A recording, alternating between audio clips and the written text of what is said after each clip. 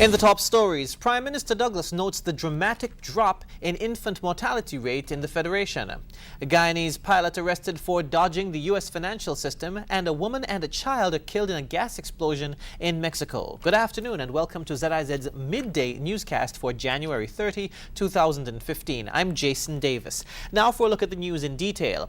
Prime Minister the Right Honourable Dr. Denzil Douglas says the infant mortality rate in St. Kitts and Nevis has fallen dramatically from 30 to 40 children per 1,000 live births in the early 80s to 9 per year as of 2014. Babies, listeners, are the most vulnerable members of our society, and so they are most dramatically affected by poor medical care. In 1983, 30 to 40 babies died in St. Kitts Nevis each year.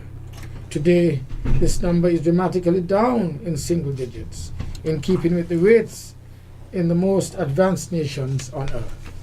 The infant mortality rate is the number of deaths of infants under 1 year old per 1,000 live births in the same year. This rate is often used as an indicator of the level of health in a country. According to the American Central Intelligence Agency figures on infant mortality rate by country, St. Kitts and Nevis recorded an average of 8.98 infant deaths per 1,000 live births in 2014. First world nation, the United States of America, recorded 6.17 deaths. Neighboring Caribbean islands, Antigua and Barbuda, recorded 13.29, Barbados 10.93, Jamaica 13.69, and Trinidad and Tobago 24.82.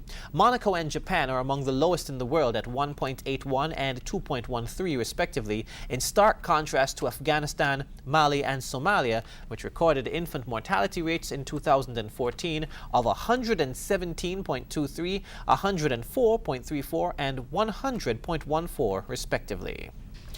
Due to the immense positive response from the public regarding the reissuance of e-passports that were originally issued between January 2012 and July of 2014, the Ministry of Homeland Security has extended the cost-free reissuance of passports to citizens and nationals of St. Kitts and Nevis until Tuesday, March 31. The original deadline was January 31. The passport office in St. Kitts will continue to open for extended hours for added convenience. Applications for the renewal of these passports can be found on www.sknis.info, www.cuopm.com, or www.mofa, that's mofa.gov.kn, or at the passport office in St. Kitts, the federal office, and Premier's ministry in Nevis. Participants are praising the Diep Bay Primary School for successfully hosting a parenting seminar on Thursday. Speakers from sectors ranging from healthcare to child protection services were brought in to speak with parents about the best ways to raise a child. Parents and teachers alike told ZIZ News they thought it was a very informative event. I think it is something that the school will continue to do, and I think other schools should emulate this initiative and make sure that something like this is done where parents and teachers can come together to make better the community. Training our children from youth as they grow older, not only will they not depart from it, but they will bring back to mind certain things and they can grow up to be responsible, mature individuals. The other schools in the community in St. Kitts and Nevis need to do this because raising up a child in the way that they should go, and it's a good teaching material. Just encourage train them to be positive in their education and keep themselves out of trouble and everything, and put God first. The day-long seminar was held at the Temple Church in Diep Bay. On the regional scene, legal documents have revealed how the Guyanese cash jet pilot Kamraj Lal racked up staggering wealth over a short period of time by dodging the United States financial system. Lal was arrested by U.S. authorities in late November for trying to smuggle undeclared cash into Guyana. In just 3.5 years, starting in April 2011, Guyanese pilot Kamraj Lal deposited some $6.3 million into various bank accounts, and he did so in a way to avoid detection by the authorities. Over the period, documents show that over 1,000 deposits of U.S. currency were made using over 14 separate bank accounts, some registered in the pilot's own name, others in the name of his wife, his jet service, and so forth. The funds were used to purchase Lal's 2 jets and a 2013 Lexus vehicle. U.S. authorities are seeking to seize some of his funds, and though they are keeping close watch on his property, they have not moved to forfeit those. In order to escape scrutiny of his money, Lal engaged in a process called structuring. It is required that banks and money services are required to file a currency transaction report for each transaction, deposits or withdrawals above $10,000. The forms, which are filed with the Internal Revenue Service of the United States, require disclosure of, among other information, the identity of the individual who conducted the transaction and the individual or organization for whom the transaction was completed. But Lal did not want that to happen. Through the process called structuring, what Lal did was to make multiple cash deposits of $10,000 or under in order to avoid the filing of a currency transaction report. The U.S. prosecutor who is making out Lal's case said that many individuals involved in illegal activities such as tax evasion, money laundering and narcotics trafficking are aware of the reporting requirements and so seek to dodge the process so that banks would not have to report their transaction. The U.S. authorities found that in the 1,000 or more deposits connected to Lal, none of them exceeded $10,000 in order to trigger the filing of a currency transaction report. Lal was arrested in Puerto Rico while trying to fly to Guyana with over $600,000 in his jet stashed away in black plastic garbage bags. In Barbados, a police officer, his brother and another man were taken to the District A criminal court before scores of onlookers, mainly policemen, who also crowded the courtroom on Thursday. Special Constable Jimmy Carlos O'Brien Thorne, his brother Jamal Andre Thorne, and businessman Ross Ryan Ashton went before acting magistrate Alliston Seal in a drugs case that has been a major talking point across Barbados in the last 2 days. The 3 men were remanded and hustled out of the court in handcuffs to be taken to Dodds Prison before returning to court next Thursday.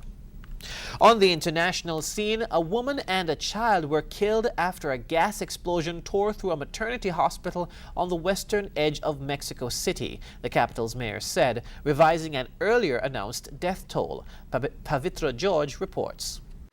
The search for victims continues in this mangled heap of metal and concrete that was until Thursday morning a maternity hospital in Mexico City. A gas truck explosion destroyed large parts of the hospital, injuring 66 people. Early reports said 7 people had died, but Mexico City officials revised the death toll from the blast to 2, 1 woman and 1 infant. Mexico City's Health Secretary Armando Awed. This unfortunate accident has upset us and saddened us all. It was a very unfortunate accident. 2 people have died, a 25-year-old woman who has already been transferred to the morgue, and a newborn baby who was approximately 2 to 3 weeks old. Officials estimate around 100 people were at the hospital at the time of the explosion. The blast is believed to be caused by a leak in a pipe from the truck that was filling the hospital's tanks with fuel. Authorities said 3 people have been detained for their roles in the explosion. Many areas of the Mexican capital have no main gas supply and rely on deliveries of gas from trucks, like the one that destroyed this hospital. Teachers in Peshawar, Pakistan are receiving gun training from police after last month's school attack by Taliban militants, which killed more than 130 people. Yiming Wu reports. Razia Begum is a Pakistani police constable. She's explaining to this group of teachers how to handle a gun. The government started this program after Taliban militants broke into a school in Peshawar last month and killed more than 130 people, most of them students. It's a 2-day training. Today we have briefed them about dismantling and assembling guns. Tomorrow we will teach them how to fire. They can't learn so quickly, but at least they will have some awareness of how to use a revolver or a submachine gun.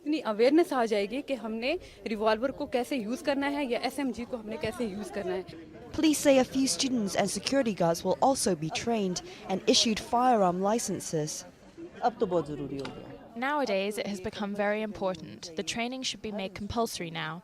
In every institution, every organisation, whether it is doctors, engineers, lawyers, journalists, this training is a must for everyone so that you can defend yourselves.